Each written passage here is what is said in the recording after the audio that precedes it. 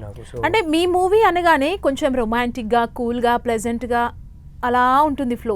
But sudden గా the girl friend చూసేసరికి కొంచెం షాక్ అనే చెప్పాలి మీ ఫ్యాన్స్ కి. నాకైతే అసలు ఇలాంటి సినిమాలు తీయాలని ఏం లేదండి. ఇన్ఫాక్ట్ నాకు చెప్పాలంటే మేము షాక్ లో ఉన్నాం యాక్చువల్లీ.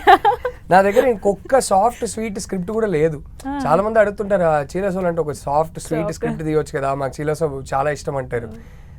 నిజంగానే నా దగ్గర అలాంటి స్క్రిప్ట్ లేదు. నాకేమి ఇలాంటి సినిమాలే తీయాలి అలాంటి సినిమాలు తీయాలని ఏం లేదు. ఇప్పుడు నేను నెక్స్ట్ తీయబోయే సినిమా కూడా గర్ల్ ఫ్రెండ్కి దానికి అసలు సంబంధమే ఉండదు. సో నా మైండ్లో అలాంటి క్యాలిక్యులేషన్స్ ఏం లేవు. అంటే ఏంటి వెరైటీ మూవీకి వెళ్ళబోతున్నారంటే కొంచెం it's nothing to do with the girl friend, it's not even a love story. So yeah, so hopefully girl friend వచ్చాక ఆ ఇంప్రెషన్ బ్రేక్ అయిపోతుంది, కొత్త ఇంప్రెషన్ ఫామ్ అవుతుంది. నెక్స్ట్ సినిమాకి మళ్ళీ ఈ ఇంప్రెషన్ కూడా బ్రేక్ అయిపోవాలని కోరుకుంటున్నా. కానీ ఇది ఇంప్రెషన్ బ్రేక్ చేయాలి, క్రియేట్ చేయాలని నేనేం సినిమా చేయలేదు.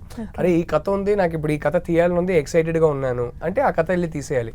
మళ్ళీ వేరే క్యాలిక్యులేషన్స్ ఉండవు. ఈ కథ ఇప్పుడు నా ఇమేజ్ అలాంటిది అస్సలు ఏ క్యాలిక్యులేషన్ ఉండదు. సో అంటే ఈ స్టోరీ రాసుకున్నప్పుడు మీ పర్సనల్ థింగ్స్ మీరు టీనేజ్లో ఉన్నప్పుడు జరిగినాయి అట్లా ఏమన్నా కనెక్ట్ అయ్యారా? ఏ రైటర్ అయినా వాళ్ళు ఒక స్క్రిప్ట్ రాసేటప్పుడు ఎక్కడో మనకే తెలియకుండా కొన్ని మనం లైఫ్లో ఎక్స్పీరియన్స్ చేసింది, ఫేస్ చేసింది, చూసింది వస్తుందండి. అదైతే డౌటే లేదు. ఇదైతే పర్సనలీ కాదు, కానీ నేను పోస్ట్ గ్రాడ్యుయేషన్ చేసినప్పుడు ఈ సినిమాలో వీళ్ళందరూ మాస్టర్స్ చేస్తున్నారు. రష్మిక ఏమో ఎంఏ లిటరేచర్ చదువుతుంది. సో నేను అప్పుడు హాస్టల్లో ఉండే చదివాను. నా పోస్ట్ గ్రాడ్యుయేషన్ ఎంబీఏ చేశాను. నేను ఇప్పుడు హాస్టల్లో ఉండే చదివాను.